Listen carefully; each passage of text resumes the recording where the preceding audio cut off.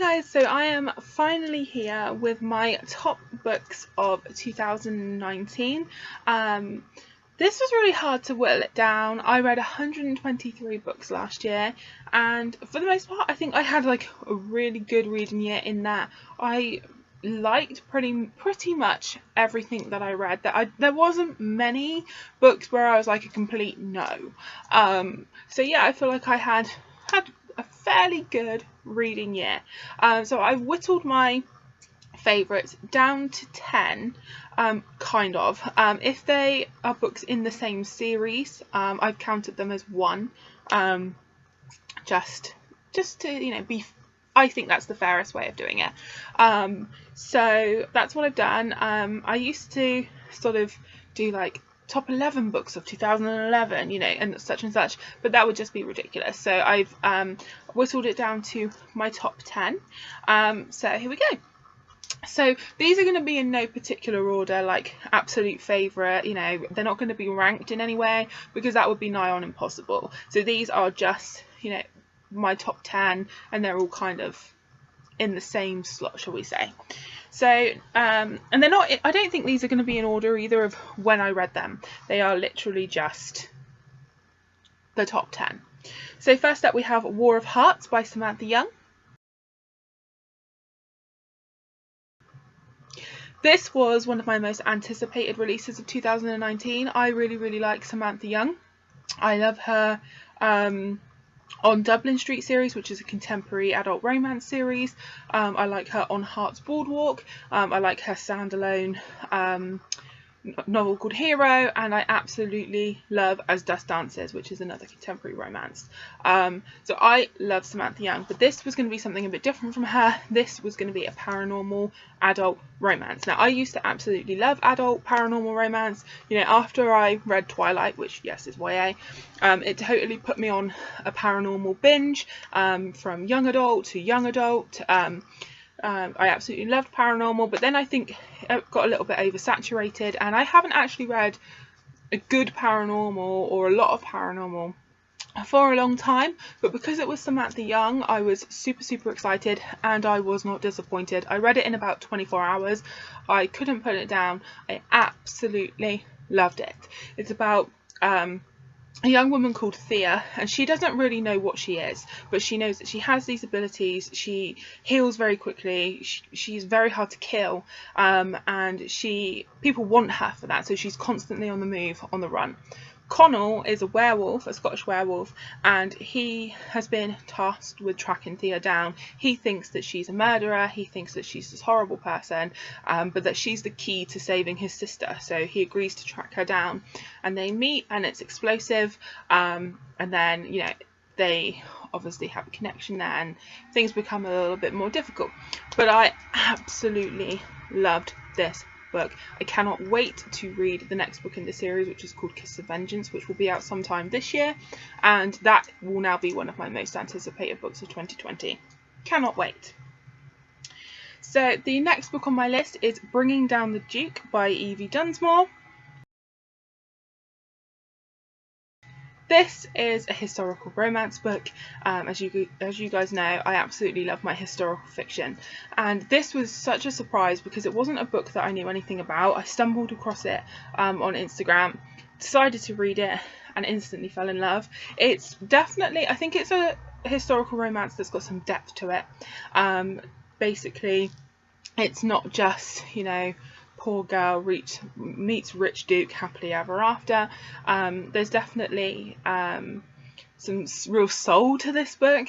So the main female protagonist really wants to be educated, and to do that she's had to really get involved with the suffragettes to help fund her education, and she decides to sort of petition this duke to fight their cause, to give women the vote, and it's just really good.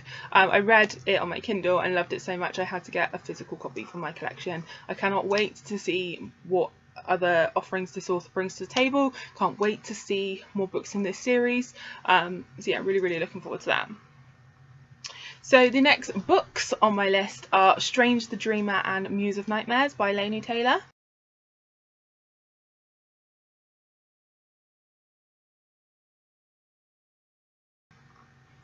these books have been on my shelf since the moment they came out.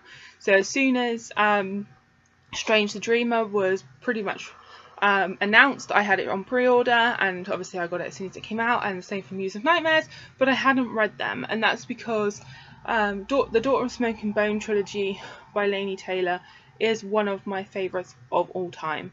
And I thought reading something else from that author, I was a bit scared, you know, because I had high expectations, and I was like, oh my god, it can't be anything like Daughter of Smoke and Bone, like that series has my heart, like so I put it off. Plus they're quite chunky books, but then I had some holiday, I think it was around the July, that I was like, you know what, I'm going to use this time and I'm going to start that book. I don't regret it. I loved them. The world building that Laini Taylor does, the lyrical writing that she does, I just absolutely love the worlds that she creates. Laszlo Strange is a dreamer. He loves words. He's a librarian, and he thinks that he can basically, he knows more about this hidden world, this world of Weep, and then suddenly these people come to take people to Weep, and he gets taken along, and there's this world of gods, and oh my gosh, like I can't adequately describe it. You really have to read it, and I really recommend that people do. It was fantastic. It's, as far as I know, the series is only going to be a duology, but how the second book ends could open up into, you know, a third book or a spin-off series. But yeah, it's absolutely fantastic.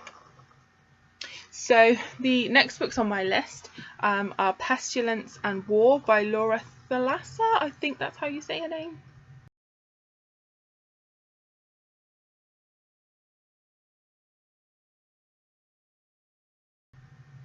And Pestilence was actually the very first book that I read in 2019, and then War came out sort of halfway through the year.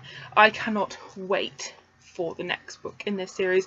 I really, really, really hope that we get it this year. I don't know if we will, but this series is just amazing. It's about the horsemen of the apocalypse, and they all come to Earth, and then for a while they sort of go dormant, and then in the first book, Pestilence arrives, and so they ride on their horse, and they bring basically trouble wherever they go. So Pestilence, sickness follows in his wake, so basically he rides around the world on his horse, and where he goes people get sick. That's his duty to do that, and then a woman volunteers to try and stay behind in her town to try and kill him, and she does attack him, and she thinks she's killed him, but then to her horror she finds out that he cannot actually die, and so then he takes her prisoner.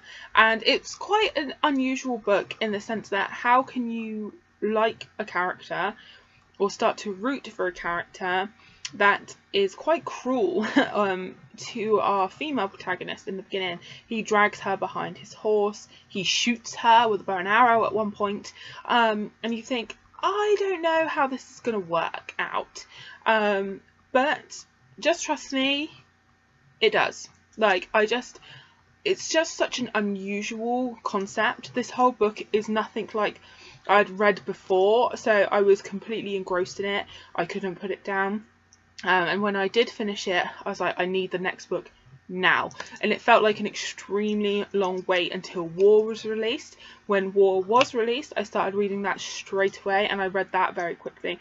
It's very similar circumstance. Obviously, War is a horseman of the apocalypse. Wherever he goes, war follows.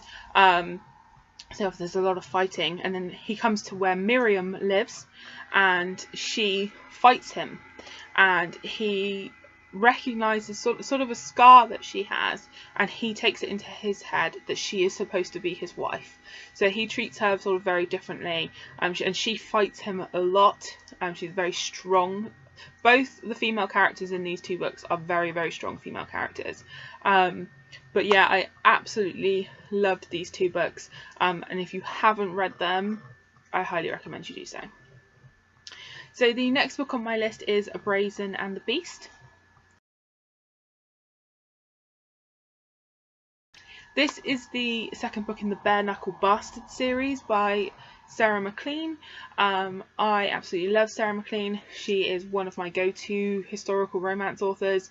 Really enjoy her books, and I was really excited for this one because it is sort of, you know, a play on words or a retelling kind of a Beauty and the Beast kind of situation, and it was really good. Hattie is the female protagonist, and she basically has decided to take life into her own hands. She feels like she would be able to run sort of her father's business better than her brother, but because she's a woman, her dad won't really contemplate it, and she's just had enough, and she decides that she's going to take things into her own hands and she's going to go off on like adventures. And she meets, I think he's called Beast, that's his nickname, and she finds him tied up in her carriage, and they sort of, there's a connection there, but then she throws him out of the carriage while it's rolling. But yeah, it's so good. One of my absolute favourite historical romances of the year. Really good, and I'm looking forward to the next book in this series. The next book on my list is Raphael by Tilly Cole.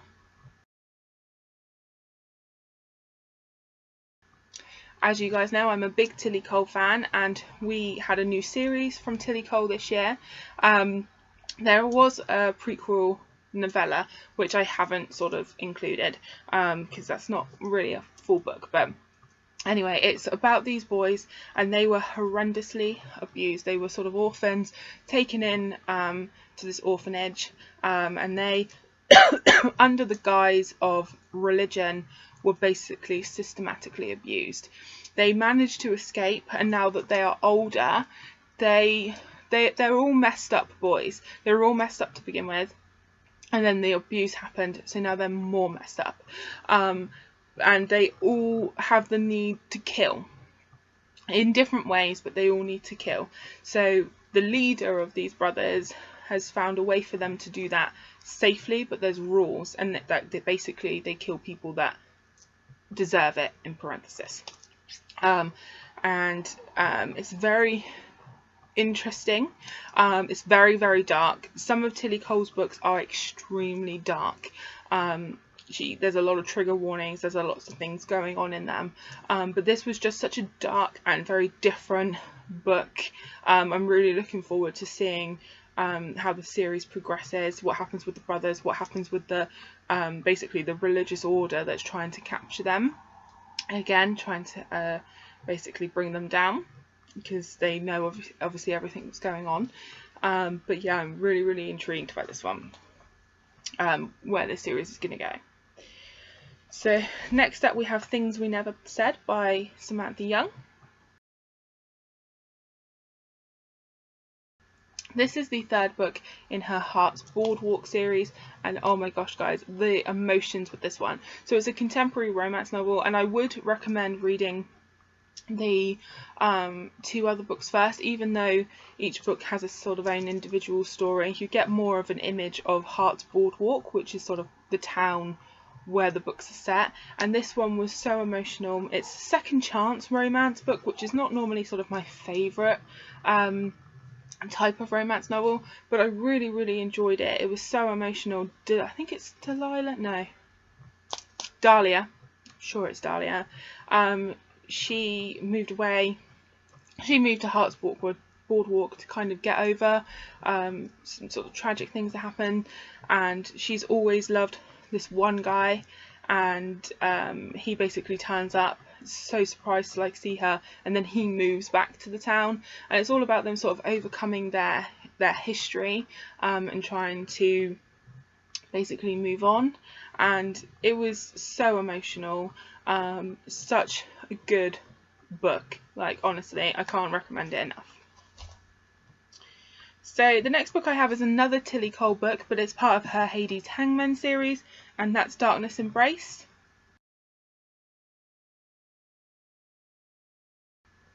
I love the Hades Hangman series. I'm pretty sure that a Hades Hangman book always ends up on my top books of the year. I absolutely love this series, and Darkness Embraced was amazing because it's sort of I love all of the Hades Hangmen, let's be real, but I loved this one because it's a true sort of forbidden romance book. So you have Tanner, and he was part of a white power group. So he was, pretty much like a Nazi, and he comes from like a very big family of white power. So he's got all the, the tattoos. But he falls in love with, I think she's Mexican, but basically sort of a Mexican gang lord's daughter. She's called Adelita. So they shouldn't be together at all. But they basically fall in love, and it's how they fall in love, what happens to them, how can they be together, and oh my gosh, and we see other stories as well from the other, we catch in with other members of the Hades Hangman group, but yeah, so good. Again, with the Hades Hangman, I would recommend reading them in order. The next book that I have is Never Seduce a Scot by Maya Banks. I absolutely love Maya Banks's Highlander romances. I started them actually December 2018 is when I first found these books, and I read the other series one after the other, and then I read Never Seduce a Scot like in January 2019, and I actually read Never Seduce a Scot twice. So I read it first in January 2019, and then I reread it later on in the year, because I absolutely loved it, and I will probably reread the other Maya Banks Scottish Highlander books because I love them. I think they are some of the best historical romance books I have ever read. They became instant favourites, not just of the year, but of all time. Like, I love them. And Never Seduce a Scot is brilliant because it's about two protagonists that come from warring clans, and basically the Scottish king has declared that the head of one clan marries the daughter of another clan so that they put their feud aside, so that they can focus on what the king wants them to rather than on the fight between each other, which obviously they are not happy about. The clans aren't happy about it, and Evangeline is the daughter, and I think it's Graham is the guy that she marries. I'm sure it's Graham. But he thinks that he's basically been saddled with a wife that's crazy. She can't speak. They think that she's mental. What actually happened was she had an accident, and then she basically got an infection, and she can't hear, but she's not stupid, and she can read people's lips. But everyone thinks that she's addled. But in the end, like, he finds himself very attracted to Evangeline, but then he feels guilt because he doesn't think that she's all there. But it's really, really good. If you like your historical romances, it's one of the best. And then, last but not least on my list is Devil's Daughter by Lisa Kleypas. It would not be a top books list without a Lisa Kleypas book on there. This is the 5th book in the Ravenel series. Is it the 5th book? I think it's the 5th book. And I absolutely love the Ravenel series. I actually reread a fair few of the Ravenel's books this year, but I didn't count them because it wasn't the first time I read them. I think I reread all the other books this year, which is saying something because I don't reread a lot of books. But this is about, it's a nice crossover book because we have a few crossovers in the Lisa Kleypas books, but basically it's the daughter of Sebastian St. Vincent, who was the biggest rake, and he's a fan favourite anyway. It's about his daughter finding her match, and it's Devon from the first book, his brother. It's their book. It's not my favourite book in the series as a whole. It's not my favourite. But it's a Lisa Kleypas book. It's the 5th book in the Ravenel series, and I absolutely loved it. Do I think it's the best book of the series so far? No, but it's Lisa Kleypas and I absolutely loved it anyway. So yeah, so that's my top books of this year, guys. Were any of these books in your top 10? What was in your top 10 this year? Is there anything that you think that I absolutely need to add to my TBR list? Let me know in the comments down below. I always love to know. Thank you so much for watching, guys, and here's to a good year of reading in 2020.